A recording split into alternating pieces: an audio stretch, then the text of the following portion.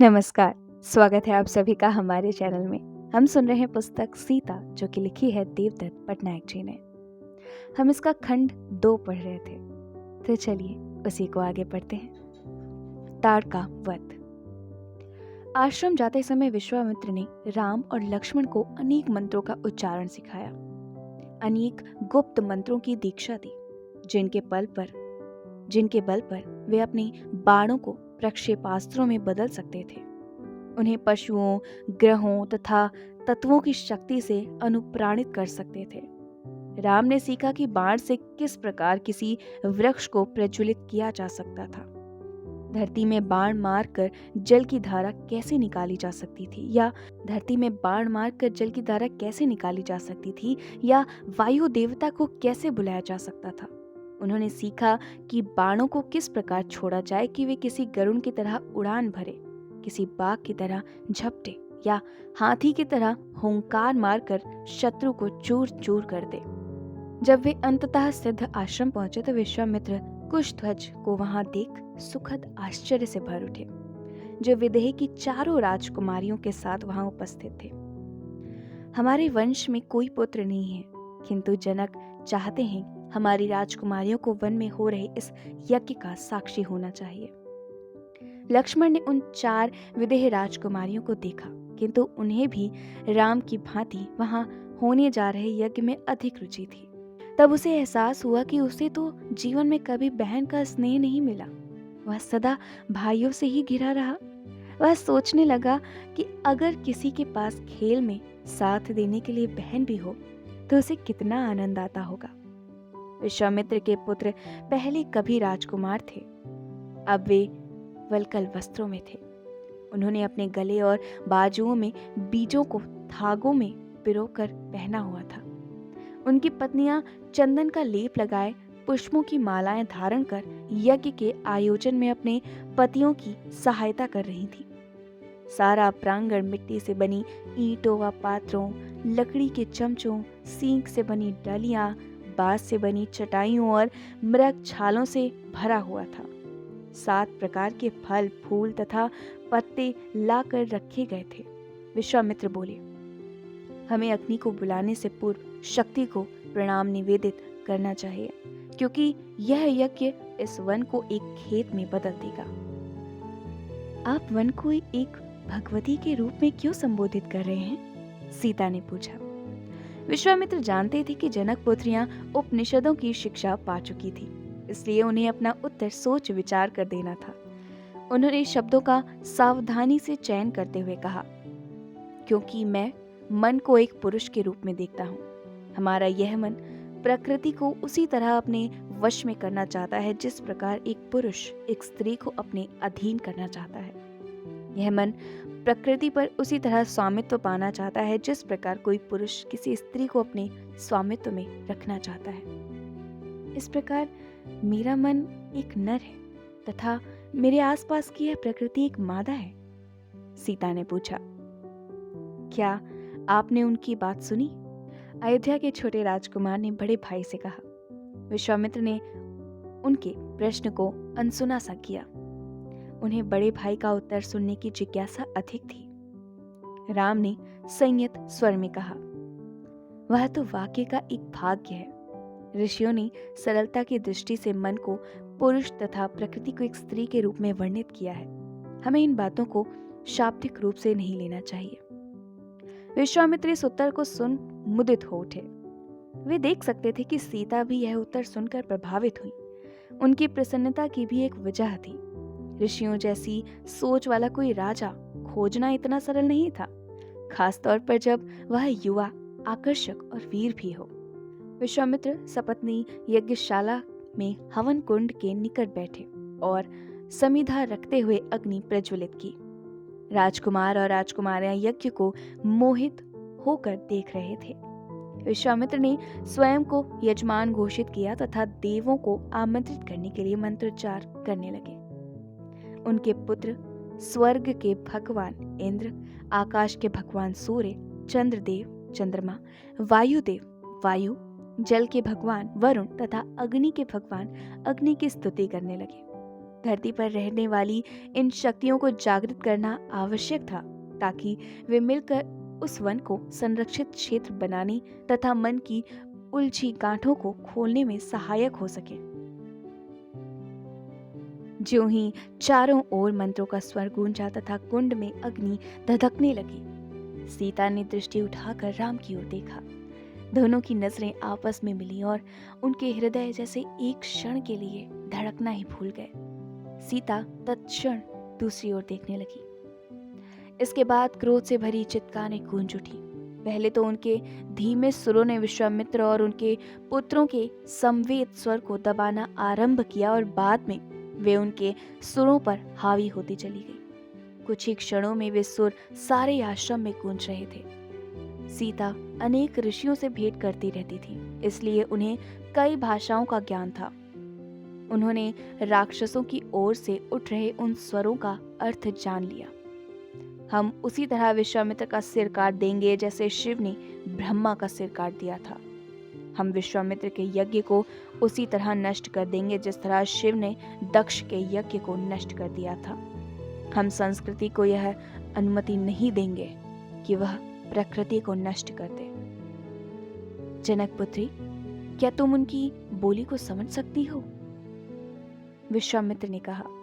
वे बोले, संस्कृति वह सभ्यता है जिसमें सभी स्नेहपूर्ण व्यवहार रखते हैं। प्रकृति कुदरत है जहाँ सब कुछ भूख हमले से जुड़े भय से संचालित होता है। यद्यपि ब्रह्मा और दक्ष ने भी यज्ञ रचाए, किंतु वे संस्कृति का निर्माण नहीं कर रहे थे। ब्रह्मा ने वन्य तथा अदम्य को भयभीत किया। उन्होंने प्रकृति को नियंत्रण में लाने के लिए यज्ञ का प्रयोग किया। दक्ष ने सबको अपने अधीन करने के लिए यज्ञ रचाया। यही कारण था कि शिव ने उन यज्ञों का ध्वंस कर दिया। यज्ञ का उद्देश्य यही है कि हम भय से ऊपर उठ सके, हमें उसका हिस्सा नहीं बनना। मेरा यज्ञ रचाने का उद्देश्य यही है कि राजाओं को विष्णु बनाया जा सके और वे अपनी प्रजाओं का नियमों के नाम पर दमन करने की बजाय उनका स्नेह से पालन कर सके। राक्षस इस बारे में नहीं जानते, सीता ने कहा, क्योंकि अब उनके गुस्से से भरे स्वरों की बजाय हथियारों की आवाजें सुनाई देने लगी थी। जब तक हम उनसे संपर्क नहीं साधते, वे इस बात को समझ नहीं सकेंगे। अभी हम उनके लिए अजनबी हैं, हम उनके लिए एक खतरा हैं। अभी तो वार्तालाप के लिए भी कोई गुंजाइश नहीं है। हमें उनके बैर को बढ़ाना नहीं चाहिए। जब वे इस बारे में बात कर ही रहे थे, प्रांगण में टहनियों, हड्डियों और पत्थरों की वर्षा होने लगी, पर उनके धरती पर गिरने से पूर्व ही राम और लक्ष्मण के बाण उनकी दिशा बदल देते।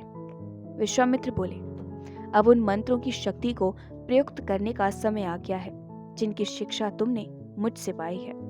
राम और लक्ष्मण के बाणों की वर्षा ने यज्ञशाला के आसपास एक 4 दीवारी तथा उसके ऊपर एक छत तान दी। टहनियों, हड्डियों और पत्थरों की बौछार बाणों से टकराकर वापस जाने लगी। सभी ने स्वयं को सुरक्षित अनुभव किया। तभी वृक्षों के पीछे से रक्त को भी दहला देने वाली आवाज सुनाई दी। यह एक स्त्री का स्वर था। यह राक्षसों के इस झुंड की महामता है। इसमें इन सबसे कहीं अधिक शक्ति समाई है। अपने बाणों को अग्नि, जल, धरती, वायु व आकाश आदि की शक्ति से भरपूर बना लो तथा इसे मौत के घाट उतारने में देर न करो, क्योंकि यह अकेले ही हमारी यज्ञशाला का विध्वंस करने तथा सारे आश्रम को नष्ट भ्रष्ट करने की क्षमता रखती है। विश्वामित्र बोले, परंतु वह एक स्त्री है और हमारे शास्त्र सिखाते हैं कि हमें एक स्त्री पर प्रहार नहीं करना चाहिए। लक्ष्मण ने तर्क दिया। दुष्टों का कोई लिंग नहीं होता, बाण चलाओ, विश्वामित्र चिल्लाए। सीता ने देखा कि राम ने शांत भाव से एक मंत्र का उच्चारण किया, अपने धनुष पर बाण चढ़ाया और उसे ताड़का के सुर की दिशा में छोड़ दिया। जो ही ताड़का वृक्ष की ओट से निकली, वह बाण सीधा उसे जा लगा। वह बहुत ही लंबी, बलशाली और भयंकर राक्षसी थी, परंतु जो ही बाण उसके हृदय को चीरता हुआ निकला तो वह क्षण भर में शांत हो गई और फिर वह एक विशालकाय कटे वृक्ष की तरह धड़ाम से धरती पर आ गिरी। ताड़का के पीछे 2 पुरुष थे, सुबाहु और मारीच। वे भी बहुत लंबे और भयंकर थे और उनके बाल लपटों के समान लग रहे थे। सुबाहु ज्यों ही राम की ओर लपका, एक और बाण ने उसका भी काम तमाम कर दिया। मारीच मुड़ा और वहां से भाग लिया। इसके बाद कहीं से भी टहनियों, हड्डियों और पत्थरों की वर्षा नहीं हुई। चीख पुकार की जगह एक विचित्र सी खामोशी ने ले ली थी। राक्षसों ने अस्थायी तौर पर हार मान ली थी। विश्वामित्र बोले, उन्होंने हमें नए प्रकार के प्रबल पशुओं के रूप में जाना है, जो इस इलाके को अपने वश में कर चुके हैं। जो ही हम दुर्बल होंगे या वे हमसे बलशाली हो जाएंगे, वे इस इलाके को फिर से अपने कब्जे में लेने के लिए वापस आएंगे। यदि आपकी इच्छा हो तो हम सदैव इस प्रांगण की रक्षा को तत्पर हैं। लक्ष्मण बोले। राम के मस्तिष्क में बहुत सारी बातें घूम रही थी। वे माथे पर बल देते हुए बोले, तब तो इस स्थान पर कभी संस्कृति नहीं पनप सकेगी। विश्वामित्र को यह देखकर प्रसन्नता हुई। उन्होंने अपने तथा दशरथ के पुत्रों को आज्ञा दी कि वे मिलकर ताड़का के अंतिम संस्कार के लिए लकड़ियां एकत्रित करें। हम उसे वैतरणी पार उतरने की यात्रा में सहयोग प्रदान करें। कौन जाने वह अगला जन्म कहाँ और कैसे पाएगी। आशा तो यही है कि वह एक शत्रु नहीं, मित्र के रूप में जन्मे। जब सभी ताड़का के अंतिम संस्कार के लिए होने वाली तैयारियों को देख रहे थे तो कुशध्वज की छोटी पुत्री श्रुतकीर्ति ने पूछा, पर हम जंगल की व्यवस्था को नष्ट क्यों करें? हम उन्हें उनके हाल पर क्यों नहीं छोड़ देते? यह अरण्य किसी एक का नहीं होता। मनुष्य के हस्तक्षेप के बिना यह एक जंगल ही रहेगा, एक ऐसा स्थान जहाँ भय, बैर और प्रतिशोध पनपता है। यहाँ जिसकी लाठी उसकी भैंस होती है, यानी बलशाली ही सही माना जाता है और केवल वही जीवित बचता है जो जीवित रहने योग्य बल रखता है। तपस्या या यज्ञ के अभाव में यहाँ सभ्यता नहीं पनप सकेगी। विश्वामित्र ने उत्तर दिया। परंतु हमने अभी ताड़का का वध किया है, उर्मिला ने कहा। आग जलाने के लिए लकड़ी को जलाना ही पड़ता है। गाय का पेट भरने के लिए घास काटनी ही होगी। जब तक राक्षस हम पर भरोसा करना नहीं सीखते, तब तक हम उनके लिए शत्रु और एक संकट ही बने रहेंगे। तब तक हिंसा का साम्राज्य रहेगा। उन्हें चोट आएंगी, वे हमें चोट पहुंचाएंगे। यहाँ हमारा भाव अधिक महत्व रखता है। अंततः हमारे संबंध परिचित बनेंगे और हमारे बीच स्नेह का आदान प्रदान होगा। उन्हें भय है कि हम उनकी जीवन शैली को नष्ट कर देंगे। क्या हम ऐसा करेंगे? क्या हम ऐसा कर सकते हैं? मांडवी ने पूछा। दरअसल हम ऐसा कर सकते हैं अगर हम पशु बने रहे, दूसरों पर वर्चस्व बनाने में लगे रहे और यह मान लें कि हम उनसे कुछ नहीं सीख सकते। यह अधर्म है। धर्म हमें आपस में आदान प्रदान करना सिखाता है। यह अपनी पाश्विक वृत्तियों से ऊपर उठने, भय से उबरने, दूसरों की क्षुधा मिटाने की अपनी योग्यता को तलाशने, दूसरों को आराम पहुंचाने तथा दूसरों को जीवन का अर्थ समझने के योग्य बनाने से संबंध रखता है। यह बात भी विश्वामित्र से छिपी नहीं रही कि जनक की पुत्रियां उपनिषद की गार्गी की तरह प्रश्न करती थीं। दशरथ के पुत्र आज्ञा पालन को प्राथमिकता देते थे। विभिन्न प्रकार के बीज भिन्न भिन्न खेतों में भिन्न भिन्न किसानों के हाथों में पड़कर विभिन्न प्रकार की फसलें पैदा करते हैं।